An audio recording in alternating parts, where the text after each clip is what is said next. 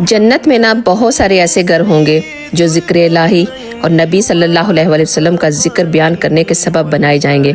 तो लिहाजा कसरत से अल्लाह और उसके रसूल का ज़िक्र किया करें। जब हम कोई नेकी करते हैं तो सीधे हाथ का फरिश्ता लिखना शुरू कर देता है, और जब हम कोई बुराई करते हैं तो उल्टे हाथ का फरिश्ता लिखना शुरू कर देता है।